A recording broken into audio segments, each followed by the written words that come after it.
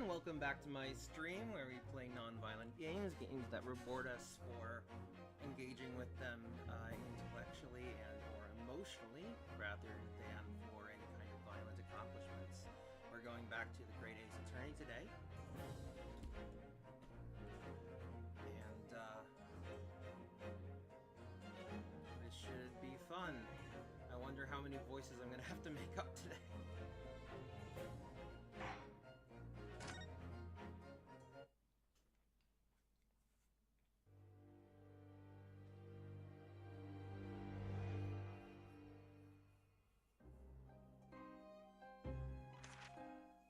I begin to think, Wilson, said Sholmes, turning his head languidly in my direction, that there is more to this case than that which we have observed. Indeed, that there may be another part to this story that we are yet to discover. His eyes wandered, following the steam rising from his cup of herbal tea, leading him to the distant memory of that snowy evening. To the young lady collapsed on the pavement along Briar Road, and to the knife in her back.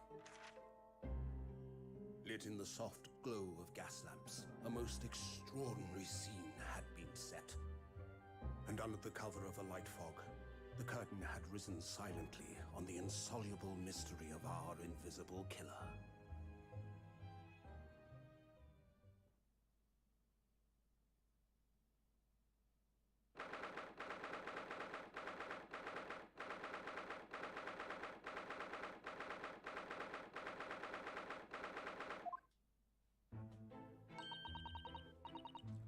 Did you sleep last night, Mr. Naruto? No, not at all. It was an enormous hotel, wasn't it? The rooms were so luxurious, it felt like we were staying in a palace. And with all the gaslights twinkling, it was brighter than day, even in the middle of the night. What about the enormous beds? After my time on the SS Burya, I wasn't going to waste a single inch of that space. I spent the entire night rolling from one side of the mattress to the other.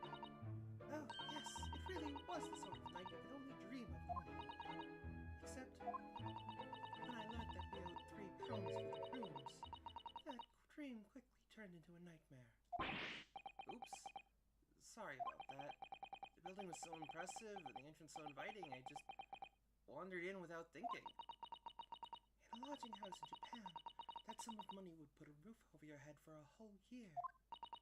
I did try, but I'm afraid I couldn't help my tears when we were presented with the bill. I really am sorry. Well, never mind. We must find some more affordable lodgings straight away, though. If we're not careful, our entire stipend will be used up in 10 days or less. Ugh, London is a scary place. Good. Yes, okay. I had a voice to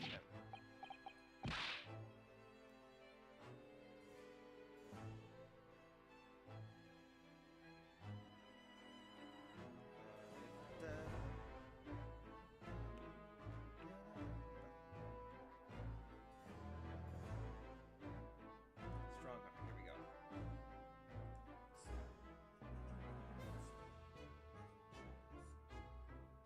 Oh, yes, we, well. Good morning to you, Lord Chief Justice. I have come to report on the outcome of the trial at the Old Bailey yesterday. Sada-san is amazing. She doesn't bat an eyelid in the presence of the opposing Lord Strongheart. Yes, I believe you had a very comprehensive initiation into British courtroom practices. Oh, yes, it was very eye-opening, thank you. And in accordance with your instructions, Lord Strongheart, Mr. Naruhodo performed his duty to the end. Yes, I've already been apprised of events. Conducted remarkable performance. You may consider the test passed. Oh! No longer are you a student from the Empire of Japan. You may henceforth claim to be a fully fledged lawyer. My country is delighted to welcome young talent from such a remote eastern land. Thank you very much. So, I'm a lawyer now. Now, in view of your new appointment, I have a fresh case in mind for you. I'd like you to take it on at once. I trust that won't be a problem. Another case? Already? Nothing trains a lawyer better than practical experience. I'm sure I don't sense dissatisfaction, do I? It's just that yesterday's trial ended. I haven't quite come to terms with it. What's to come to terms with? The man was cleared. What more were you hoping for?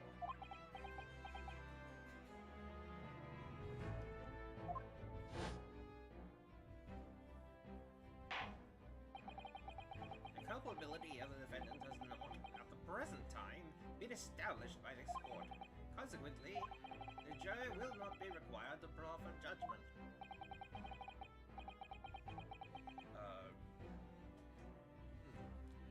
Well, Lord Van Zieks, it's been a pleasure, Swordhouse. As for you, my dear fella, I couldn't have asked for a better defense.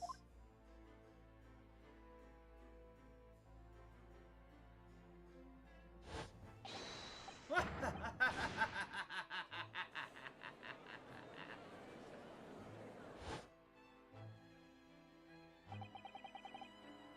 just can't help wondering if Mr. McGilded really was innocent. Mr. Naruhodo! It's just that I never managed to ascertain the truth. And then the trial ended. Well, you needn't let it trouble you for a second more. Sorry? What do you mean, Lord Stronghold? Magnus McGilded passed away immediately following the trial. No! No! What? Mr. McGilded is dead?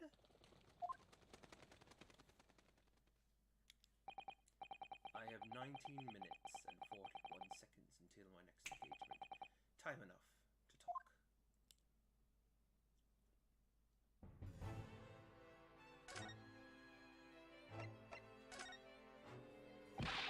I don't understand. What happened? How can he be dead?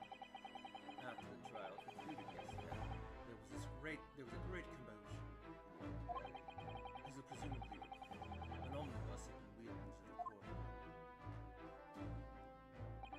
Yes, of course. That was the scene of the crime, which Mr. McGilded had been accused of. Precisely. Well, while the bailiff's attention was diverted by some other matter, the omnibus went up in flames. Oh.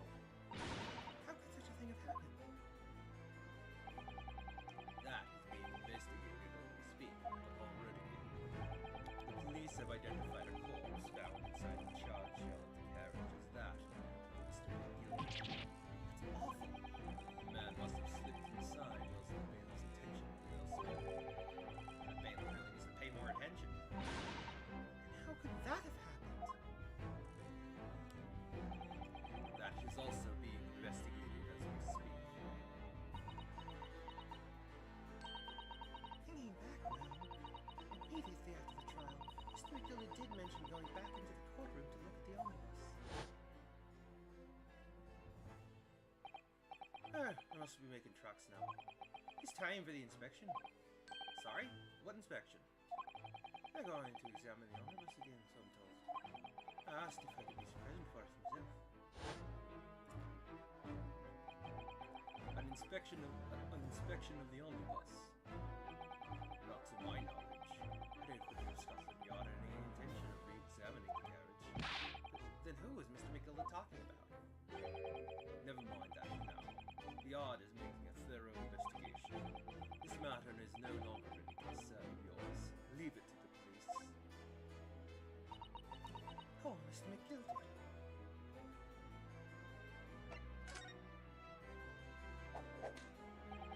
So, how did you find your first taste of our country's Supreme Court? Oh, well, I don't know. I mean, it was, wow.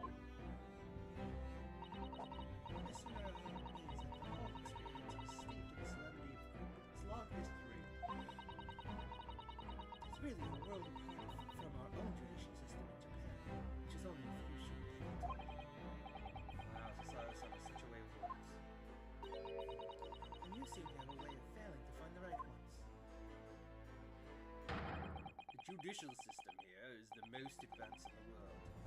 Learn all you can. Most advanced in the world, is it? It was fortunate that your very first trial was a simple affair. Simple? That was simple. As I believe I mentioned yesterday morning, it was a trial you couldn't lose. I don't mean to be contrary, Lord Strongheart, but the case was anything but simple. The circumstances of the case were so incriminating, I was stunned when I first heard them. In fact, I'm still finding it hard to believe that we managed to get a favorable verdict. Is something funny? No, my apologies. However, the fact is that you did receive the not guilty verdict you set out to achieve. And that can only be attributed to exceptional talent. Wouldn't you agree? Well, I don't know about that. Well, never mind. You exceeded my expectations, I freely admit. That much, at least, is undeniable. Which is precisely why I've prepared the case for you that I mentioned before. What's going on? What's he going to say before?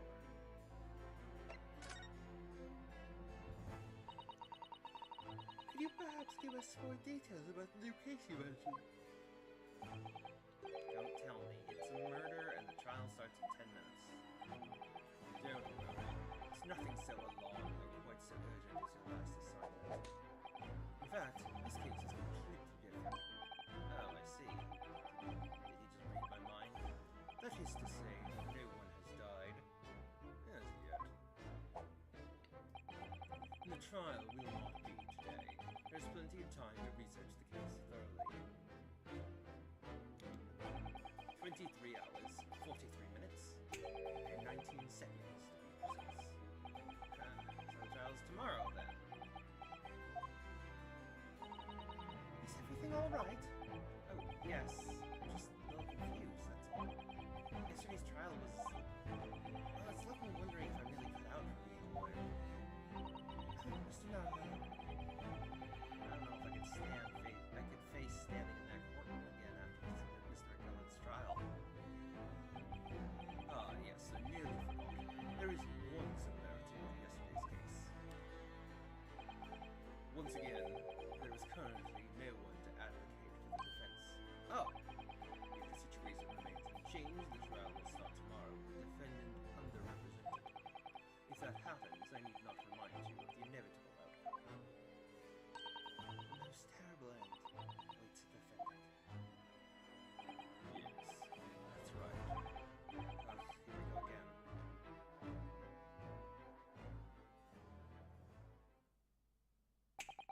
Your time is up. You will have to excuse me. I would advise you to begin making preparations for tomorrow's trial. After all, the clock is ever ticking. There is now but 23 hours, 26 minutes, and 39 seconds until the court sits. Last time you mentioned the 23 hours, you said there was plenty of time. And one more thing, Mr. Naruhodo. There is something I should like to ask you. Oh, what's that? Yesterday you remarked upon something. That you intend to see through the will of your late compatriot, Mr. Ashley. I would be interested to hear what exactly you mean by that. Inside 34 seconds. Oh, well, Kazuma always used to say, you see, that he wanted to learn how the greatest justice system in the world works so he could change ours in Japan. Now that he's gone, I'd like to work towards that myself, and there's another thing. Another thing, continue. On the way here, on the steamship, he said something to me. There's something very important that I have to do. Something very important. And what exactly would that be? He never had a chance to tell me. I suppose he would have done if he'd ever made it to Great Britain. You're out of time. The thing would like to be discussed. Mr. Naruhodo, what's all this about? Mr. Asahi never once mentioned anything of the sort to me. I urge you both to focus your attentions on the matter at hand. taken the liberty of summoning the police inspector in charge of the case. He'll be able to appraise you of the details. How long has he been there? How long has he been there? So, I wish you the best of luck, and bid you farewell.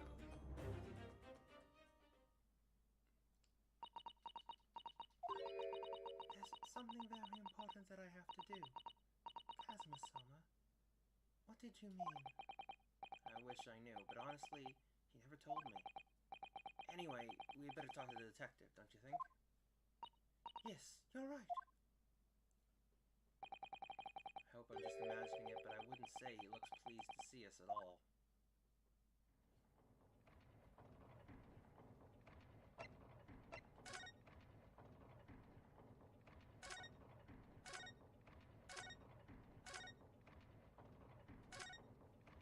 Oh, forgot to, link to my Discord for you guys.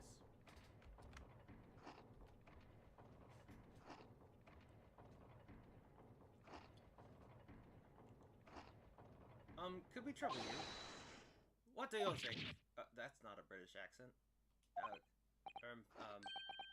Lovely weather, isn't it? What's the weather got to do with anything? Ah! Listen to me, a young Japanese upstart. Young Japanese upstart. Something to me about the weather doesn't get every English gent yeeted out to your hand, you know? But Susato-san told me it was foolproof. I'm a busy man, I'm a very busy man. There's a crime scene to investigate, but I'm here having to give the likes of you a talking to. Oh, I'm ever so sorry. Can you imagine what the other officers would be saying? Haven't seen Gregson anywhere, have you? No, he's too busy with the bigwigs these days. I don't even know what I'm doing. Hold on, let me... Haven't seen Gregson anywhere, have you? No. Haven't seen Gregson.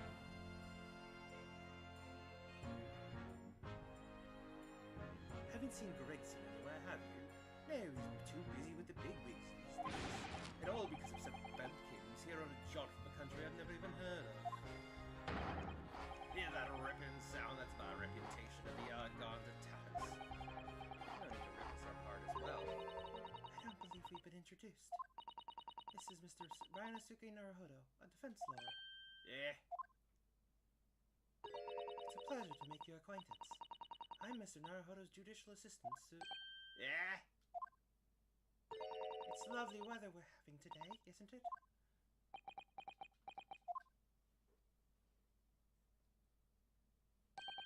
It is unseasonably fine, I grant you. It is unseasonably fine, I grant you. London winters don't see a lot of sunshine. It is unreasonably fine, I grant you. London winters don't see a lot of sunshine. That feels like a good voice. It is unreasonably fine, I grant you. London winters don't see a lot of sunshine. Let me record that.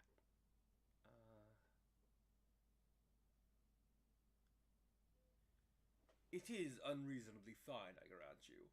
London winters don't see a lot of sunshine.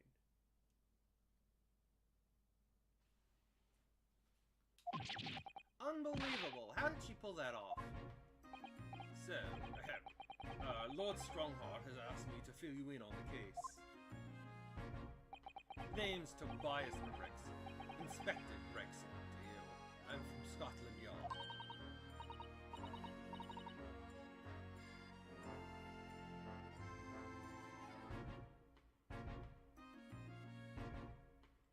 Just naming it so I know who this voice is. Gregson, Inspector Gregson. What's the matter with Susato-san? Does this detective's name mean something to her? Inspector, perhaps the Inspector Gregson?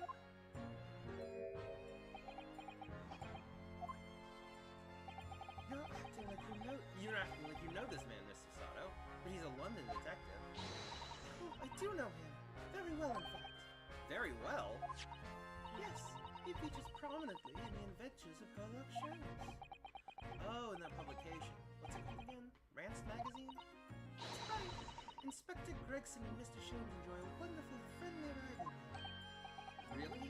You rival the great Mr. Sholmes? That's incredible. Oh, well, I don't know about that. Mr. Sholmes isn't a professional like myself, of course, but he does come up with the goods from time to time. Mr. Sholmes is equally complimentary about you, Inspector, isn't he? You've earned his highest praise. Gregson is the pick of a bad lot of all the Scotland Yarders. Those were his own words. That's his highest praise? Well, Mr. Sholmes isn't particularly known for giving compliments. That he is not. Thanks to that magazine, my name is known all over London town now. That's great, isn't it? I have to admit, to start with, I was a little, well, flattered by all the attention. Everyone wanted to shake my hand, and my reputation at the yard went through the roof. Well, that's wonderful. No, it is not. There's nothing more sinister than the man on the street. People are always looking at me now. They're whispering rumors about me under their breath, I'm sure. Rumors? Are you quite sure? He's changed since he started appearing in those stories. The fame's gone to his head. Stuff like that. Gosh, you really think people are saying such mean-spirited things about you? Like I said, they whisper. So I can't exactly catch what they're saying. But I knew what folk were like. I'm sure that's what they're saying. As sure as eggs is eggs. I get the feeling this detective could be very hard work. Oh dear. Perhaps a sudden rise to fame does change me. So, about the case that the Lord Chief Justice mentioned before. Nothing to tell, really. Nothing to tell, really. As far as we're concerned at the yard, couldn't be simpler. Oh dear. Oh dear, that probably means that as far as we're concerned as lawyers, it couldn't be more complicated. I wish you were wrong about that, but I have a nasty feeling you're right. The young woman was walking along the pavement in Briar Road when she was stabbed from behind. Fortunately, it wasn't fatal, but she's still laid up in hospital unconscious. It's despicable. What sort of coward would attack the poor woman from behind? I suppose you would have finished whoever it was off with a decided takedown, would you? That is neither here nor there, Mr. Naruto. Brace yourself, Ranosuke, you anger her now. Anyway, after something of a whirlwind investigation, the criminal was arrested. He barely had time for a cup of tea after the incident took place, to be honest. So, there must have been something left at the scene that led you directly to the culprit. Or perhaps a reliable witness who recognized the person in question. Let me stop you right there. You're wasting your time on this one. Sorry? There's nothing you can do. There's no way to help you now. Why ever not? Simple. Prosecutor, that's what the site of the trial tomorrow is Lord Barak Van Zieks. No! Sounds like you've heard of him then. Oh yes, we are very familiar with Lord Van Zieks. Believed to be the harbinger of death itself. The Reaper of the Bailey.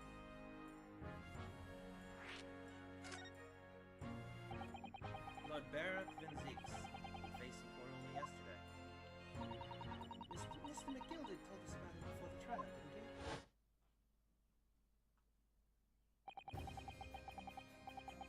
When Van Zieks stands for the prosecution, they call the accused sacrificial lambs. And in every single trial in which he's been prosecuted, the accused has been damned. This Reaper of the Bailey nickname, I suppose he's earned that because every defendant he advocates against is found guilty, has had it. Well, if that's the case, I should inform you, Inspector, that in yesterday's trial against Lord Van Zieks, Mr. Naruhodo secured a verdict of not guilty. Ah, and what of it? Oh, Oh, well, I think that means that even against the Reaper of the Bailey, it's not impossible to say the defendant. no, you really don't have a clue, do you? What do you mean? What happened to that bloke in the end, eh? He's dead. Ah! Magnus McGilden became a cropper in that omnibus when it went up in flames. So you can't rightly say you saved the defendant, can you? saying. Look, if Van Zieks could get the dirt to stick on everyone, he'd be a miracle worker. But that's not how it goes. He doesn't work miracles, he works with magic. Black magic. I'd have a good long think about that if I were you. Are we really supposed to believe that?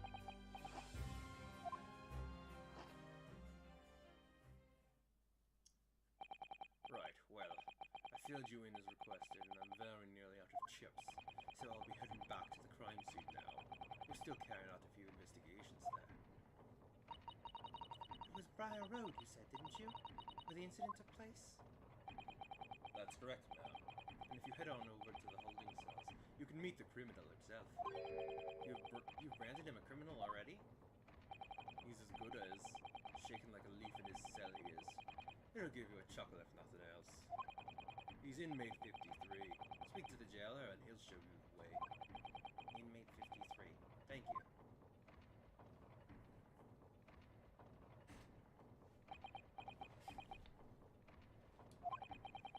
So there's no helping anyone against the Reaper of the Bailey, they say. Is something troubling you, Mr. Naruto?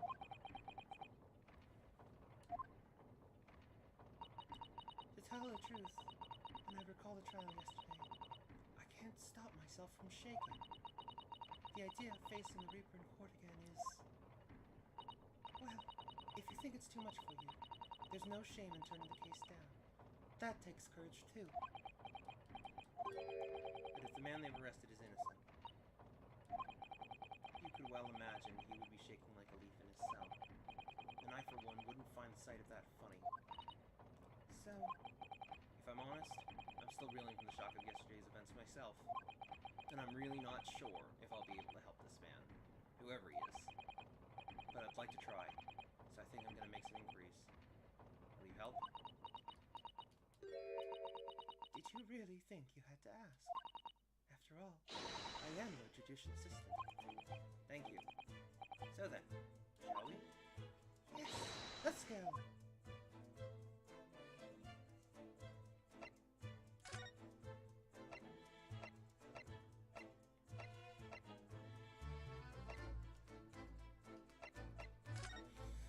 I guess Briar Road first, or... Yeah, I guess that's what I clicked on, so... 19th February, Briar Road. So, this is where it happened. Briar Road. Look, Mr. Naruto! Look at that regulation metal helmet. It's unmistakable. The men of Scotland Yard are here. They're investigating as we speak. That is their job, though. I was in a hurry to see one with my own eyes. They are often depicted in the Adventures of Herlock Sholmes. I never dreamt I'd come this close to a real Bobby's helmet. What? The helmet? Hee hee, of course. I have to try one on one day. Well, I hope your hatty dream comes true. I don't see Inspector Gregson anywhere. Shall we see if we can sneak past and investigate the scene of the stabbing? Why should we sneak? I don't want to upset one of those Bobbies and be butted on the head by one of those metal helmets. My skull would crack in two, I'm sure. No, English Bobby would never do such a thing. This is a land of gentlemen, you know.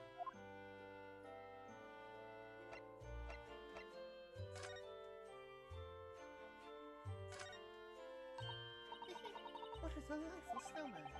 I didn't realize the English had a tradition of making snowmen as well. Looks a little creepy, though. Oh, it has a scarf, look! You need one if you're out in this freezing cold all the time. I wish I had one. I'm afraid our budget is somewhat frozen at the moment, too. We certainly can't afford a scarf.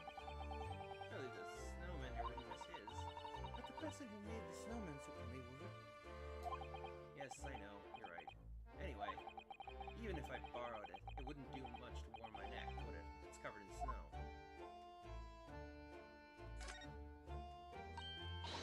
That's a Scotland Yard carriage. They use vehicles like that to rush to crime scenes and cart away criminals. You're very well informed, aren't you? It's long been a dream of mine to ride one of those through the streets of London. Well, just pick up a stone and throw it through one of the windows, then. But that would mean being only way. Help me find a good stone. No! I wasn't serious!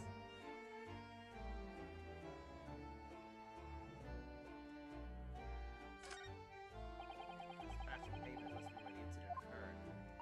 Yes, it's a very wide open space, isn't it? That's true. I can't see anywhere an attacker could have been hiding. Oi! What are you foreigners doing here? Huh? We, just investigating the scene, officer. Conspiring with that mustache fellow from Japan, are ya? Inspiring? Come out to destroy evidence, have ya? Get out of here before I give you an aid-in. Go on. I clearly need to brush up on some various English accents. He shoot us away like rats. Yes, we should give him a wide berth, I think. What a disappointing experience. That's one of the officers from Scotland Yard. The police are making sure the crime scene is undisturbed. I have a feeling that if we wander too close, we'll be clapped in irons. I think perhaps you're being a little overcautious. We've done nothing wrong, so you've no cause for concern. Oh no, I am not getting caught out again. Twice is enough. Twice I found myself in handcuffs despite not knowing a thing about what was going on.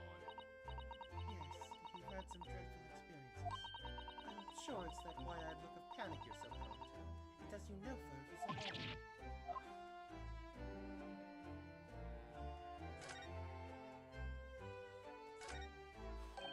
Oh, look at the windows of that building there. Are you sure they're windows? Yes, but they're all filled in with bricks. Oh, you're right. I wonder why. Perhaps it's an empty property where no one lives at the moment. There's smoke coming from the chimneys, though. Oh dear, everything still feels very foreign. There's so much we have to learn about this place. That's a rather typical old brick building, isn't it? I'm sure it has a long and interesting history.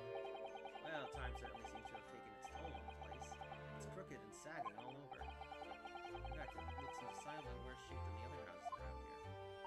We must find some cheap lodgings ourselves as soon as possible. Yes, you're right.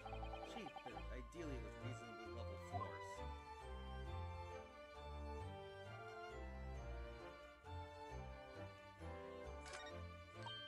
Oh, a British bicycle, look! Although the wheel is so misshapen, I'm sure it couldn't possibly be ridden anymore.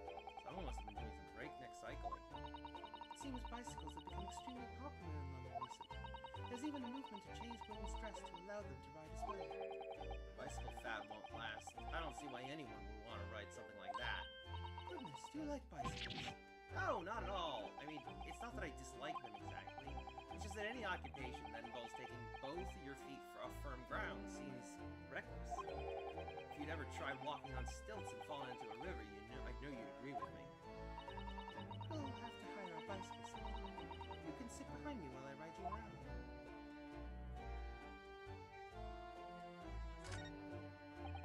There are piles of snow on the pavement here and there, but the road itself is covered in carriage tracks. It seems carriages often travel down Briar Road. It soon disperses all of the snow. I slipped when I was walking down the pavement earlier. It seems like it would be far safer to walk on the road instead. Oh, but you're rather small, Mr. Naruto. You're dressed all in black. I worry coachman might not see you, but you could be flattened, and you can be flattened by horses. Well, thank you for the rather small concern.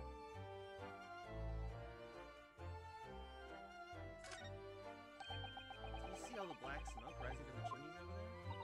It says here that in Great Britain, many people heat their homes in winter using coal. The only chimneys I really remember seeing in Japan were on top of the bathhouse. Do you think some of those houses could be on fire? Not at all. Well, even so, that much thick smoke building up into the heavens is surely going to turn the whole sky black sooner or later. Gosh, you may be right about that.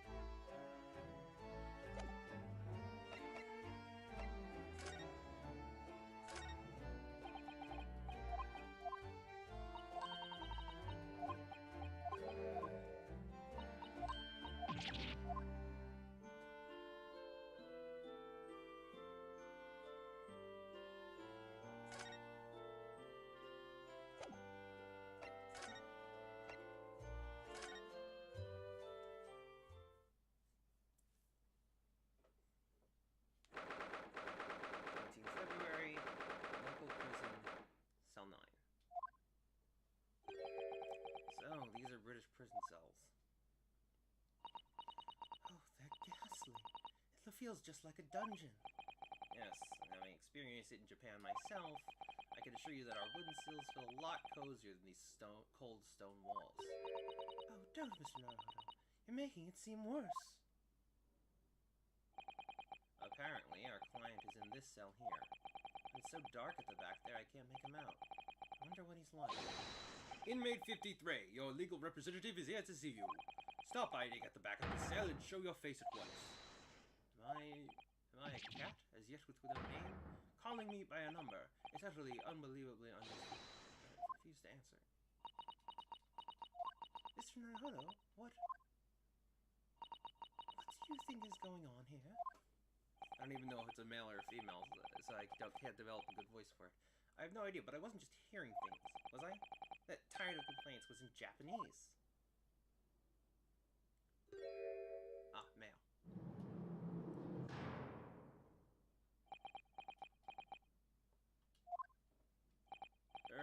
Excuse me.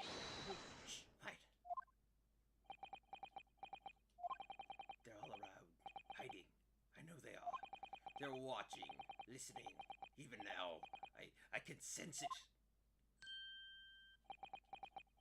No, that doesn't feel quite right for his voice. Right. So, could I ask you, who exactly?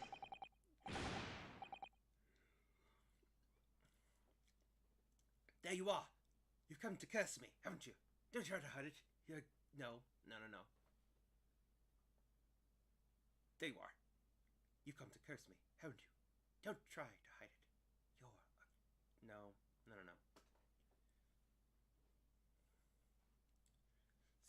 There you are. You've come to curse me, haven't you? Don't try to hide it. You're a ghost. A ghost?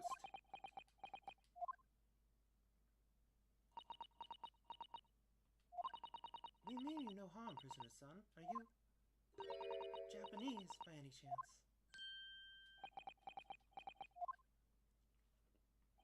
This is beyond my wildest dreams.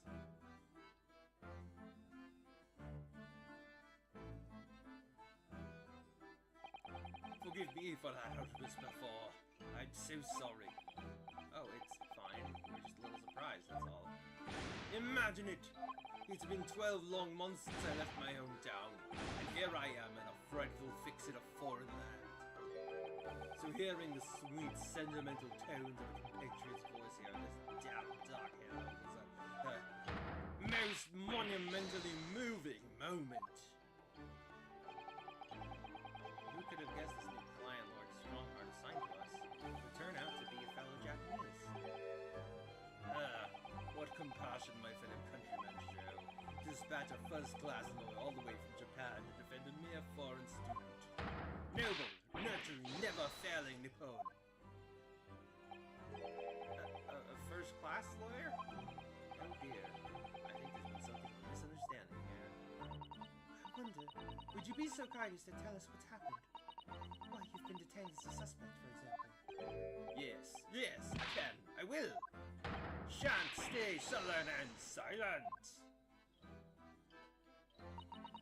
I'm not quite sure I understand what he means, but he seems happy. Yes, he does. Just hope he actually has a good reason to be. Thank you for your cooperation. I am a lawyer, as you said. My name is Renosuke Naruto. And I am Naruto-san's judicial assistant, Susano Mikotomo. I am a visiting student, sent here by our government. Notably, notoriously named Natsume. Soseki Natsume.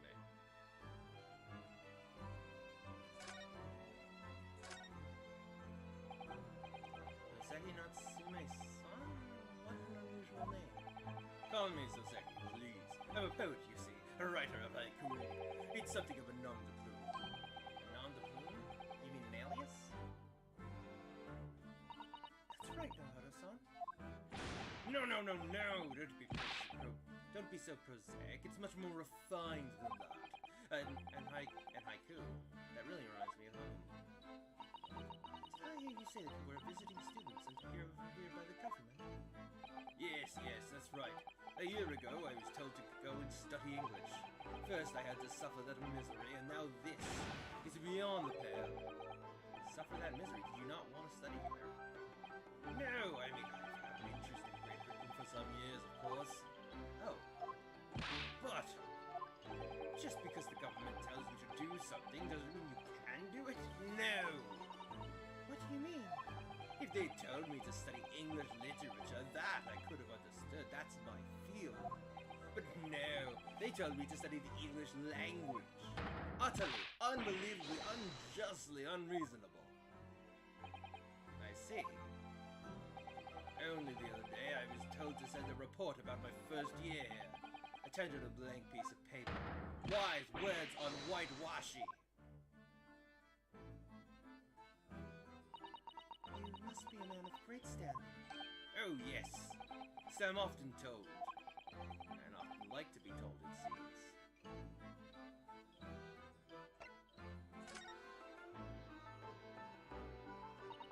Could you perhaps tell us why exactly you've been arrested, Suzuki-san? I didn't do it. I didn't commit that atrocious murder. Murder? Oh, no, it's alright.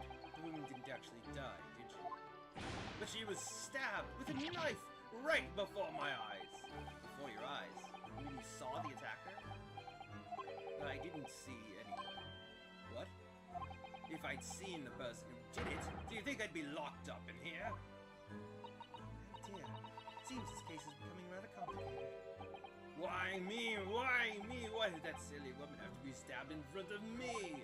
It's the curse of London. It's incredibly, inexcusably, irritatingly inconvenient. So Sasaki-san was there at the scene, but he didn't see the attacker. It's vital that we find out more about the case.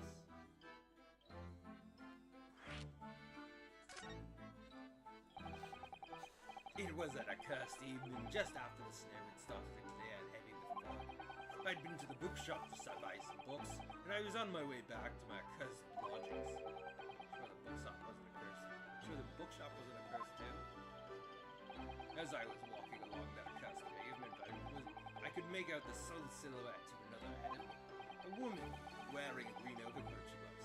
And just as I went to overtake her, she suddenly let out a little scream and collapsed onto the cold, hard slabs of stone at my feet. How terrible! I called out to the woman, but she didn't move. It was like a ghostly, ghoulish, grim graveyard. Slight exaggeration there, perhaps? Excuse me. I was terrified. I had to get away from that. So I ran, as fast as my legs would carry me, back to my accursed lodgings. That's not good. They'll say it was shameful, I know, to run away like that. Tell me, Sasaki-san, was the victim an acquaintance of yours? Don't be ridiculous. Do you think I know any of this fat-hat English? But a young woman at that. I'm diffident, shy, timid, unsure. I can't talk to people. I see. A young woman, unknown to Sasaki-san. And at the time that it happened, who else did you see nearby? Did anybody pass you? Regrettably, apart from myself and the woman, I didn't see a soul. No one. No. So the victim was unknown to you. There was nobody else on the street at the time. That creates something of a conundrum, doesn't it? What conundrum?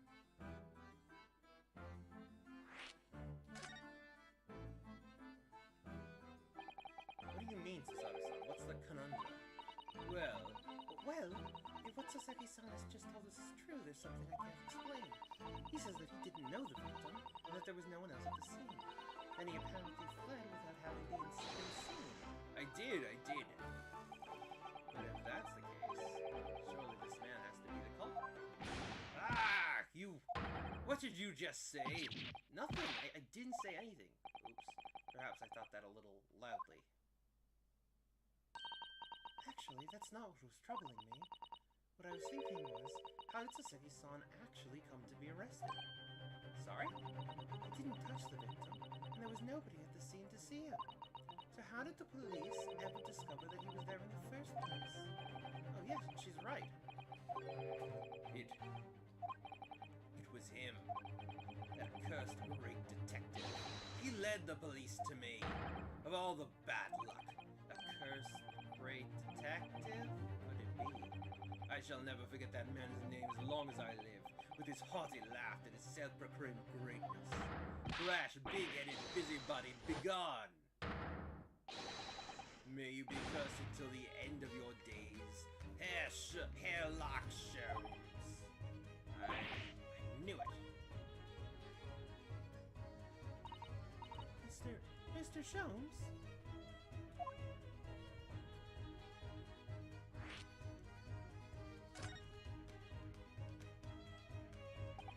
Well, I didn't expect to hear that name from this man's lips, that's for sure. It was the morning after that nightmare had unfolded on the pavement before me. I was gnawing on a sliver of hard cheese when some men suddenly burst in through the door. They started shouting at me. "This is the police! Put the weapon down!" Yes, it was a thin sliver, and yes, it was hard, but I wasn't eating a weapon. Disgusting dietary discrimination, devils! You clearly had a trying morning yesterday. And there he was, in the middle of all the policemen, grinning like a Cheshire cat. Hairlock Sholmes! It's actually just Perlock Sholmes. He's English. I've since found out that he's a famous name in detection here in London. Yes, the great detective is really very well known. And his overly sharp mind managed to deduce my whereabouts, apparently. He thinks I'm a knife-wielding madman. Me, this weak, stooped kitten of a man. I wonder what great deduction process led him to his conclusion this time. Do you mean to say that Mr. Sholmes' deduction was the only reason the police arrested you? That would be really most unreasonable. Well, the thing is, I was thrown into a panic when they barged their way in. Of course you were. That's only natural. I was terrified and trembling, and they kept throwing question after question at me in impossible English. Fiendish foreign flim-flammery. Well, we are in England. You can't really blame them for questioning you in English. Good point. But my mind went blank. I knew I had to answer, but I didn't know what to say. So I just kept repeating things like, yes, I do, and I'm fine. The next thing I knew, I was in manacles, and before I knew it, I was thrown in here. Oh dear, I'm afraid that's hardly surprising. I'm fine? He's not fine now. Mr. Naruhodo, Esquire! Oh, you can just call me Naruhodo. And when we're speaking English, a simple Mr. is more than enough. Oh, yes, alright. Yes, they've really got to me. This country is poisoning my mind. But please, I beg you to defend me in court tomorrow. You can tell them what really happened. You'll do it, won't you? Well, Why is it so hard to say yes to me? Well, the thing is, I'm just a student like yourself, on a study tour. A student? I have defended a case in the Old Bailey. Only the one, though. But at this moment in time, I really don't know what I'm supposed to believe in. I'm confused about what justice in this country even means. I'm not even the foreign student who was supposed to be here. I'm a sort of locum lawyer, I suppose. But that armband, that's the mark of a defense lawyer from our great empire. It's a keepsake from the man who should have been here. He was my best friend. A keepsake? I know exactly what they're saying about me. Oh? Who do you mean? The lawyers. All the British defense lawyers. They won't defend me. Goodness. Why do you say that? For the same reason as you mentioned before. When it happened, it was only the victim and myself around, and I ran away from the scene of the crime. I'm not a fool. I knew it looks as though I must be the culprit. It must be very hard for you to say so. And anyway, I'm a student from overseas. I'm just a foreign nobody to them, someone not to be trusted. I heard them openly laughing about me before, in my earshot without any compunction at all. Any trial for this man would be a waste of time, they said. And of course the foreigner did it. They even have the gall to say the man doesn't understand half of what's being said anyway. That's awful. They're wrong. I've studied more English than half of the policemen out there on the streets. I've traveled halfway across the world to learn about these people's country and its great history. But no one here wants to listen to a man with a strange accent. They all hate me. So at the very least, I'd like to entrust my fate to someone who can listen to me in my native tongue. You could do it, couldn't you? When I look into your eyes, I can see it. I can see what you've been through. Seki-san, it's just that...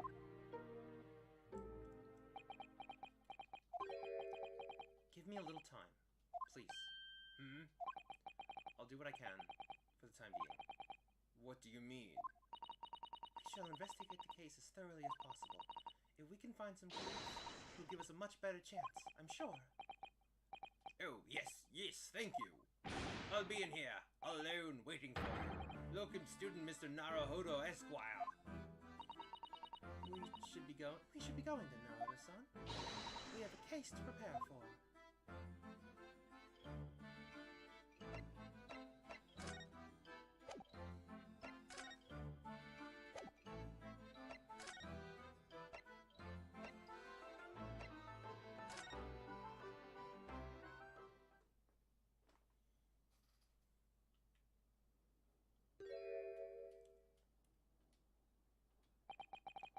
What's the Japanese delegation doing here? Oh, Inspector Gregson.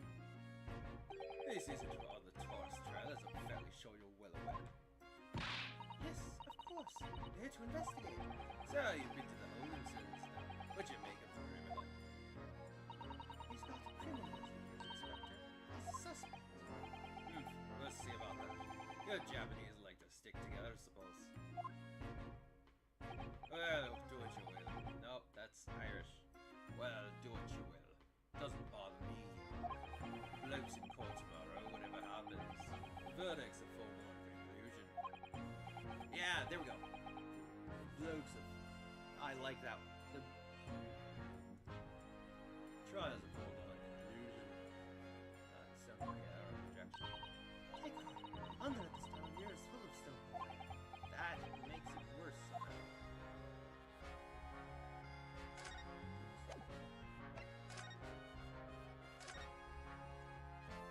Tell me about Scotland Yard, Inspector. Ever since I read about it in the Adventure Coalitions, I've been fascinated by the place. Yard is the most sophisticated policing organization you'll find anywhere in the world. Oh, you know I've always dreamt of wearing a real Bobby's helmet. It does make them look the part, seeing that policeman there with his helmet on. You could certainly get the sense that this is a man who will take no nonsense of his duty of protecting the city. Doesn't he look wonderful? Being a London Bobby is hard going, I can tell you. Oh, really? First thing in the morning, you'll know what he does? Goes round and round some labourers on his beat so they can get off to work. What? He wakes people up? Yep, raps on the windows with their long pole. Did it myself going back a bit. I have no idea. Bobby works for the people of the town. It's just another one of his duties. After that, he starts tirelessly patrolling the streets all day long. He has to cover 20 miles a day. That's the regulation distance. Can't really imagine how far that is, but it sounds like a long way. I think it's here. 20 miles. It's approximately a distance from Tokyo to Yokohama. On foot? That's definitely taking things a step too far. And when it gets dark, of course, is the important job of lighting all the gas street lamps. Oh my. And I suppose in between all those duties, Bobbies are expected to investigate cases as well? And chase after criminals trying to evade the law. No, I'm not sure you could call it in between exactly. More alongside. But yes.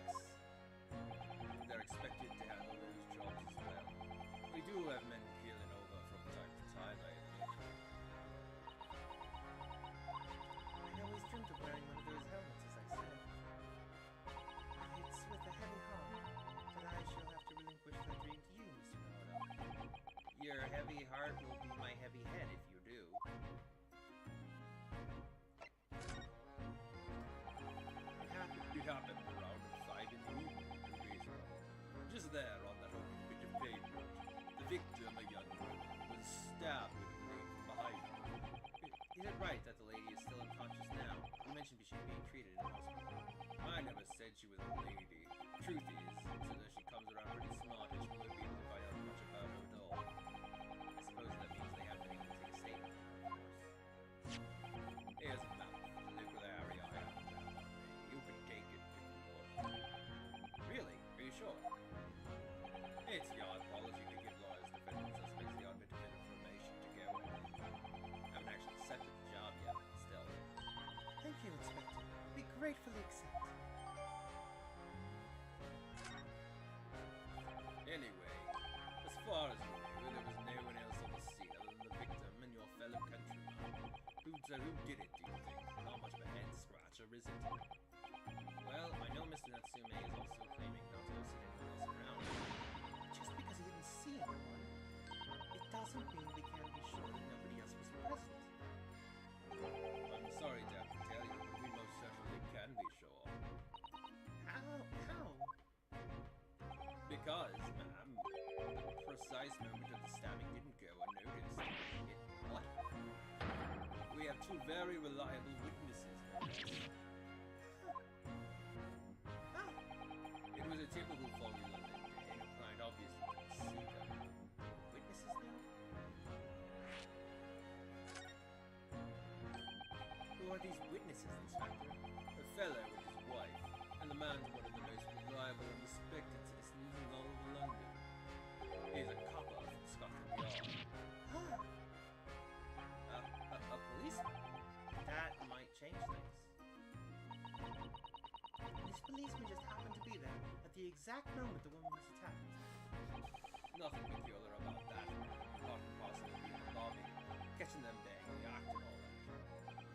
Do you think it might be possible for us to ask that policeman a few questions?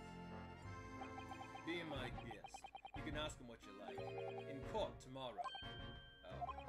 I've no doubt he'll be summoned as a witness. So that will give you something to look forward to. That's that, then. He's got no intention of letting us bring him down before him, it seems. A policeman witnessed the incident. Like your judicial history, I must warn you that this could make our job very difficult indeed. Yes, as a non-judicial assistant, I could have warned me of that too. Oh yes, one more thing, Inspector. What? The person who led you to the suspect. I hear that was Mr. Hoddock Jones. What are you bringing him up for? Was it something I said? The color is draining from his cheeks.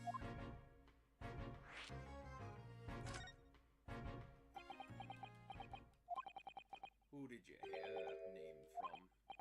Oh, well, it was Mr. Natsume who mentioned it. He said that Mr. Shelms was with the police when they entered his lodgings.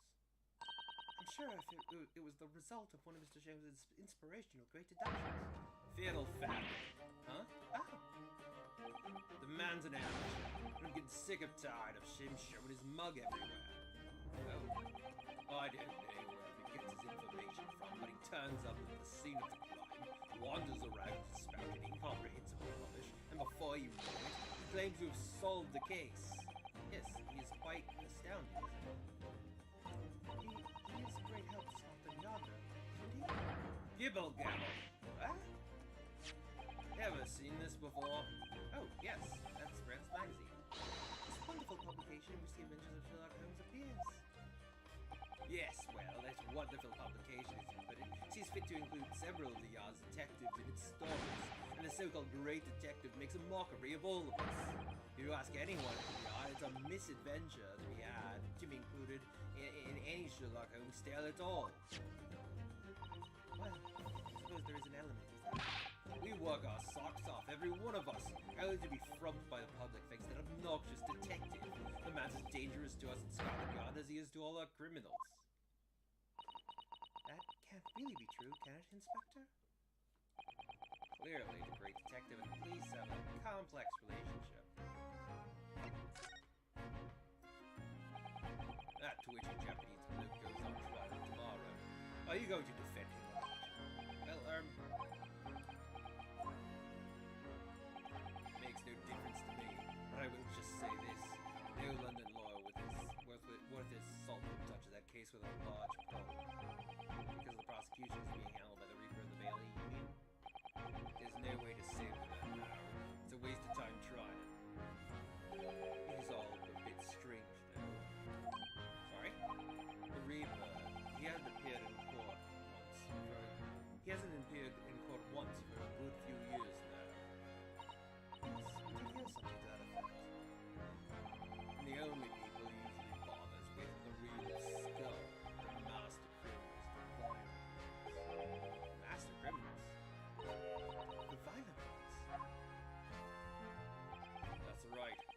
man picks his victims, only deals with those guaranteed to go to the gallows for their sins. But Mr. Natsumi wouldn't hang for what he's accused of, surely. It's just my point, Sunshine. Yes, the young woman was stout, but didn't kill her. Couldn't even say the intent was there. So, this is the sort of case I would expect the Regal to want to sink his teeth into, for want of a better phrase. Well, it's not exactly a minor infraction, is it? No, there's got to be more to it. Some reason he's taken an interest. Really? What sort of reason, Inspector? You think I can tell what's going on inside the head of that Lord of Darkness? You'll have to ask him yourself at tomorrow's trial. You're really going to have to face the Reaper again? Lord of Darkness, as he put it? Well, I don't think we're going to get any more useful information out of the detective. Mr. Naruto, can I make a suggestion? Oh, yes, what is it? Well, it seems to me that we must speak with him about this. By him, do you mean Mr. Jones? yes? Mr. Herlock Sholmes, exactly. Look at those shining eyes. You can't wait, can you? Well, Mr. Natsumi did blame Mr. Jones for all this, didn't he? Yes, he did. He really did. Which makes him an involved party in this case. Are you just going to ignore that? I hope not. I assure you it's not simply my selfish desire to meet with Mr. Sholmes again. Trouble is, we have no idea who the man that is. It's Baker Street. How do you know that? It's in the stories, of course. 221B Baker Street, the most famous address in the world. Oh, I see. Well, there's nothing to stop us from going, I suppose. We better try to find our way there before Susanoo-san gets any more excited than the Regal. Hurrah! I'll summon a carriage. Oh, we're to have a reunion already. The great detective, Mr. Herlock Sholmes.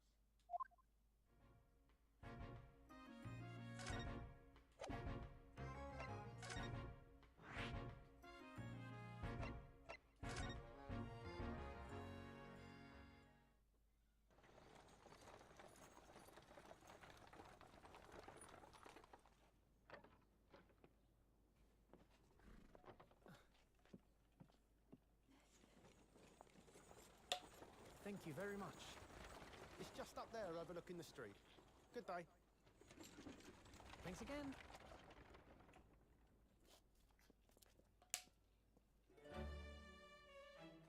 This is it.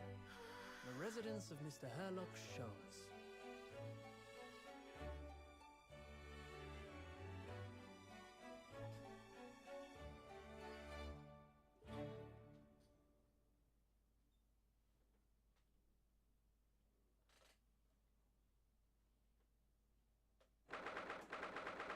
February 12th, p.m. Sholmes' suite. So, this is where the great detective makes his living. Feels surreal to be here somehow.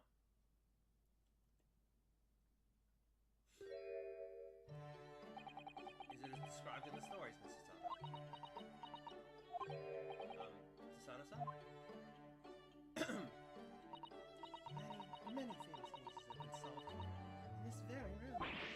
Oh, I suppose they must have been, yes. I've never read the story, so it's hard to get quite as excited about it as just seems to be. The detective chases the villain relentlessly as he disappears into the fog down an unlit street. Oh, the thrill of the romanticism!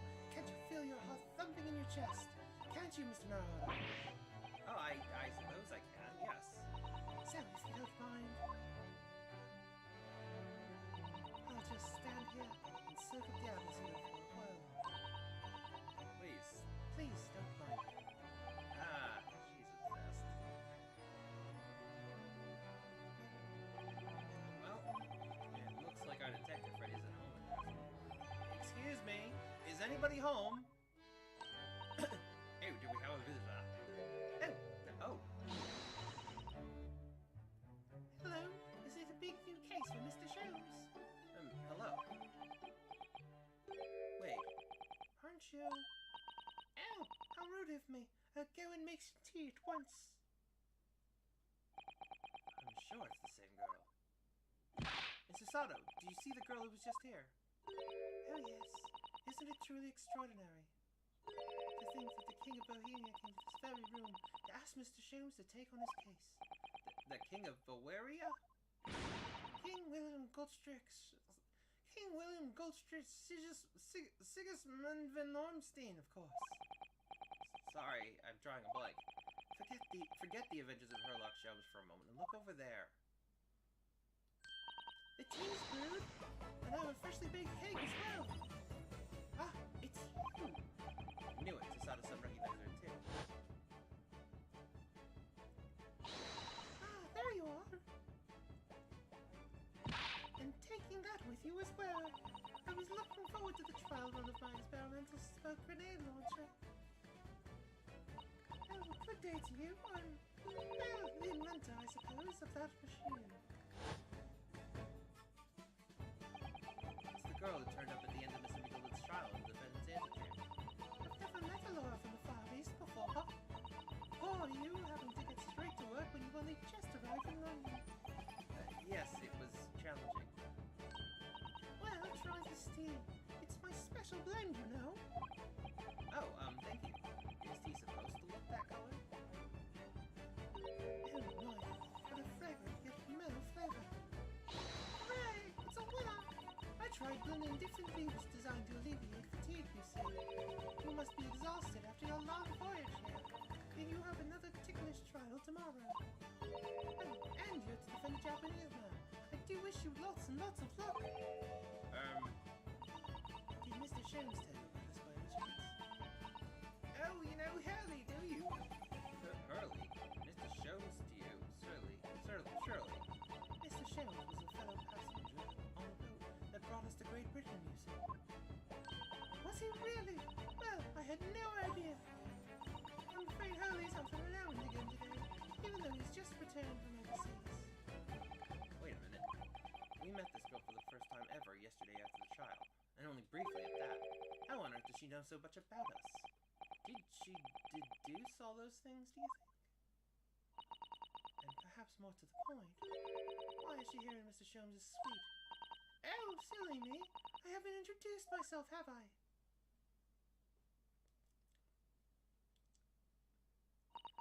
It's a great pleasure to meet you both. My name is Iris Wilson. I live here together with Hurley. Iris, is it? What a lovely name. What? What's the matter? No, wait, this can't be. Did you say that your name is Wilson? What's the matter with Tasada-san? Why is she so flustered all of a sudden? Yes, that's right. What are your names? Oh, I'm Ranosuke Naruhodo, a lawyer from Japan. Oh, sorry. I'm Mr. Naruhodo's judicial assistant, Susato Mikotoa. It's wonderful to meet you. Lovely! Susie and Bruno. Got it. Susie? And Bruno? There's more to this girl than meets the eye. I have so many questions for her, I don't even know where to start. Yes, so do I.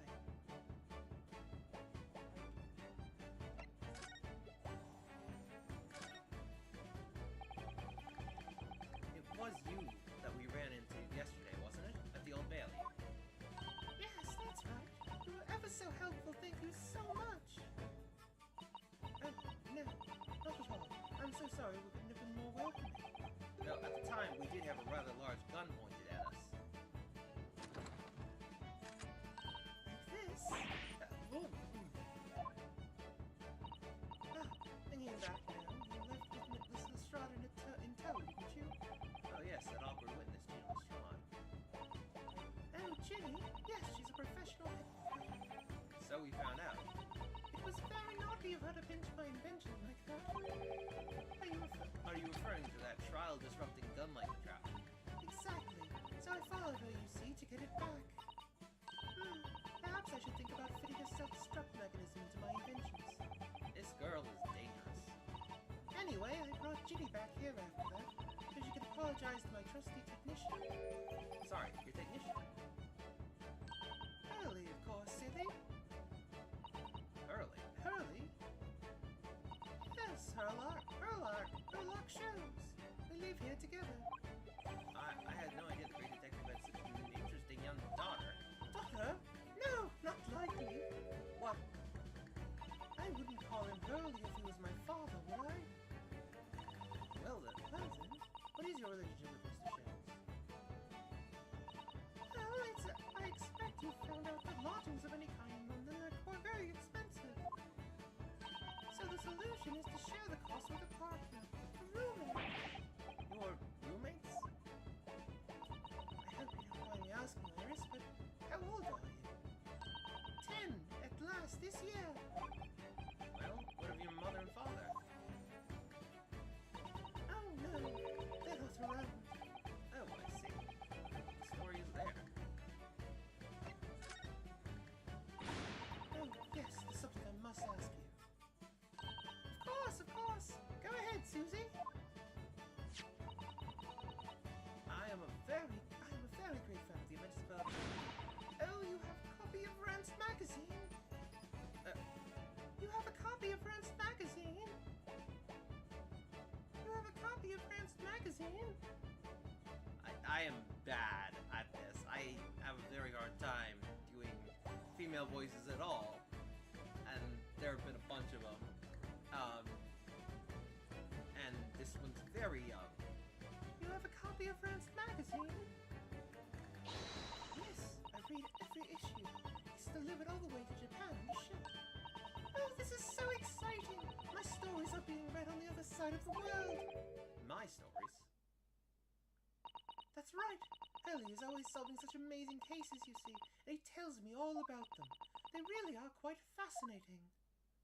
It would be such a shame if I was the only one who ever heard them, don't you think? Goodness. Last night, he was telling me all about a new case he just solved on a steamship traveling from a faraway land. I was just in the middle of typing up the manuscript for the next issue before you came. So you are the author? Yes, unless you went on a secret, if you like. I'm going to call his latest adventure The Speckled Band. The Speckled Band? That's certainly very familiar. Of course, I always change one or two details in the stories, here and there.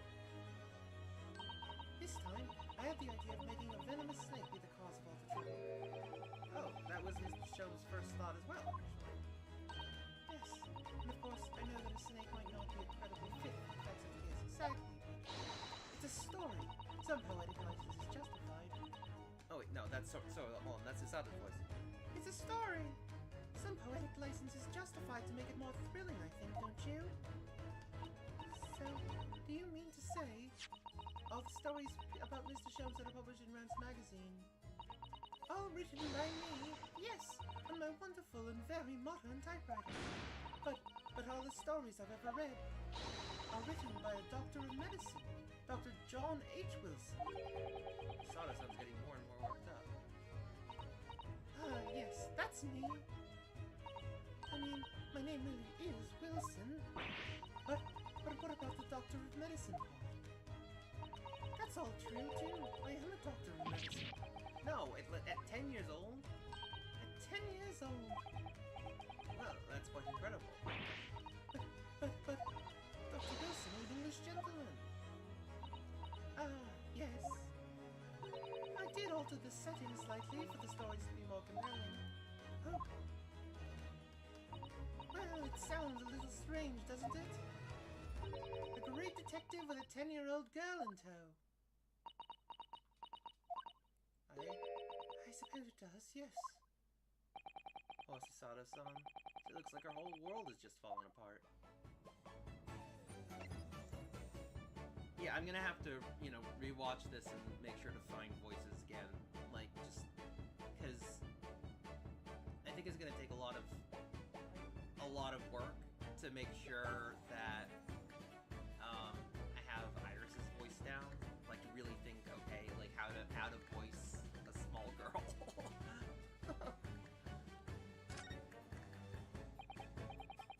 About before. Yes. What's on your mind, Bruno? Do tell me. How did you know that I was a lawyer and we just arrived in London? Yes. Oh, and that we have a difficult trial tomorrow. How did you know all of that? Oh, that's what you mean. Please, tell us how you did it. Explain every detail. Of course, I'd be delighted. There's really no mystery. Now, let's begin. Iris Wilson is proud to present the Logic and Reasoning Spectacular. First of all, I knew already that you were a lawyer, Runos. After all, I met you yesterday at the Old Bailey in the defendant's antechamber. But you also said that we only just arrived in London. How did you know that? I observed the passport and the travel ticket protruding from your breast pocket. Oh, so I was reasonably confident that you must have only just arrived in the country. And on top of that, you accepted a case against that particular prosecutor, telling me you were unaware of London's court affairs. Reaper of the Bailey. I walked right to that one, didn't I? Then I noticed a red ink stamp on the back of Susie's hand. You were given that when you visited the local prison to meet with the suspect, weren't you? Earlier today. Oh! They use those stamps to keep a close eye on comings and goings, you see. I didn't realize. And Hold okay. This is hard. This is hard. This is hard. And a red stamp? Because I don't know how to give them different voices. I don't know how to give these girls different voices. Okay. So if we have Sato would be, And a red stamp is only used for people visiting foreign inmates. then Iris would be, And a red stamp is only used for people visiting foreign inmates.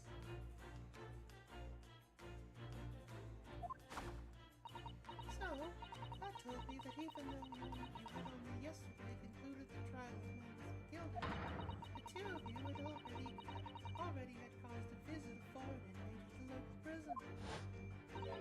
However, neither of you was wearing a particularly sad expression on your face, so I concluded that the prisoner was unlikely to be a friend or a relative. That led me to believe that you must have accepted a new case.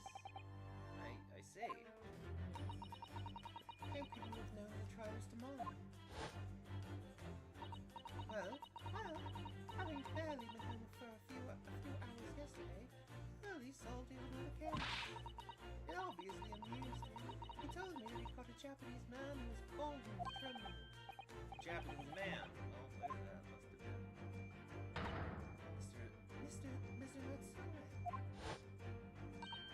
Now, Bruno has that fancy Japanese sword. And I think your outfit is called a kimono, isn't it, Susie? Well, anyway, it was clear to me that you both come from Japan yourselves. So I put two and two together and decided you must be defending the Japanese man Hurley caught. And there was only one conclusion those facts could lead me to. Both came there to ask Hurley about the case. There's a note on the mantelpiece that says the man's trial will be tomorrow. Hurley is always stabbing his notes with a knife, you know. He is silly. And that's all there was to it, really. Thank you for listening. I'm Iris Wilson, and that was one of my great deductions.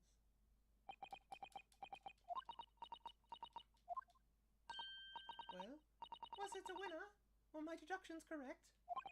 They were spot on. That was amazing, Iris. Truly a great deduction. You even managed a certain something of Mr. Sholmes' delivery.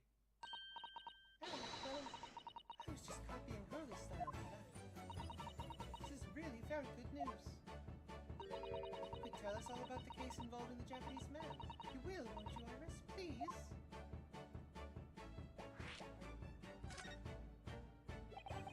So yesterday, Mr. Sholmes apprehended a Japanese man, you were saying. Yes. Yes. Hurley had just arrived in London after his table. But the police were waiting for him at the railway station to take him directly to the crime scene. Ah, the great detective is a popular man, it seems. Apparently, a woman was stabbed on a quiet street somewhere in town. There were witnesses who had seen a short, shifty-looking stoop man running away from the scene. A short, shifty-looking stoop man? Mr. Natsume, beyond any doubt. Mrs. Sugi said that he didn't see anybody else on the street at all. But it seems there were witnesses after all.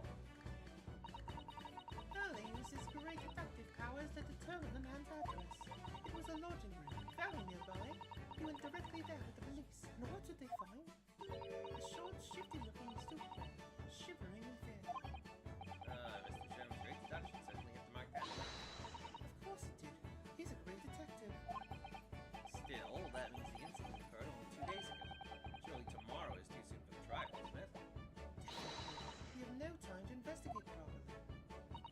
Hurley says that London is rife with crime. Oh, Scotland Yard is doing its best, but they can't stay on top of it, apparently. Oh dear, I hadn't realized the situation was so dire. That's why they can't afford to spend too much time investigating cases and trying the criminals in court. Staff and money are both short. Crimes are usually pinned on the first suspicious person. That's terrible. That's terrible. I suppose it's the harsh reality of the workings of the world's greatest justice system. I suppose it is. But in that case, I don't hold out much hope for Soseki-sama.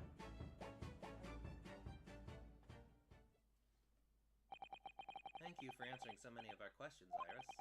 It's been very informative. Oh, you're most welcome. I've had so much fun. Do you happen to know where Mr. Sholmes is at the moment? As you guessed, we'd like to ask him some questions about this case as well. Well, I expect Hurley is still investigating the scene. Of the case involving Mr. Natsume, you mean? Yes, Mr. Natsume.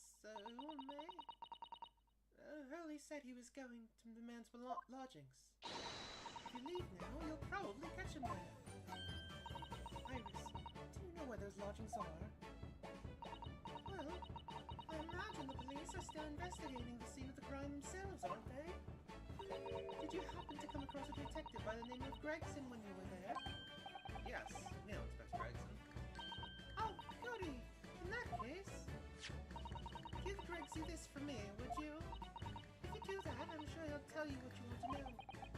What is this? A 5-shilling piece of a postcard, it seems. Nicest postcard, isn't it? Your report record. It reads, tell the gentleman in black whatever he wants to know. I trust that won't be a problem. Gosh, this will make the inspector help us, will it? Well, thank you, Iris. We'll give it a try.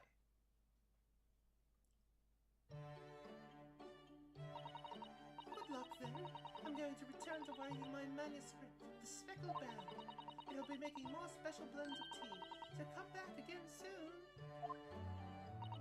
We'd be delighted. Thank you so much, Iris. Well, so it's back to the scene of the crime. Sounds somewhat dubious that they would exert any influence over the men of Scotland Yard at all. We headed back to the scene with Iris' curious note and one of the world's heaviest silver coins in hand.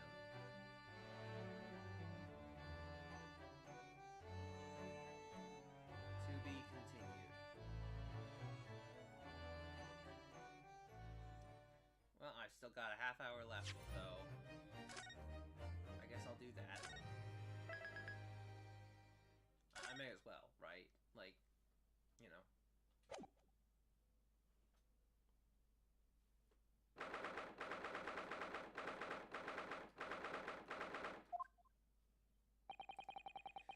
It looks as though the police are still here carrying on with your investigation. Perfect. So let's go find Inspector Gregson as quickly as possible. Yeah, so let's see if we'll take a break from his chips to look at that silver tip Iris gave us for him.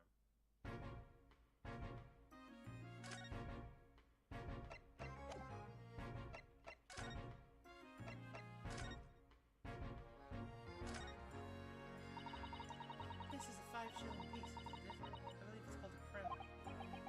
Yes, and you can train a Scotland Yard detective to do whatever you want, with just a single one. Iris must be the most powerful tenuous in the world. How much is 5 shillings, by the way? What's it really worth? Well, it's probably enough to buy all the chips the inspector could possibly need in a whole month. That's greasy. Iris' little handwriting is adorable, isn't it? Tell the gentleman in black whatever he wants to know. Trust that won't be a problem. Yes, the handwriting must be adorable, but the message is ominous. There's no room for sentiment there.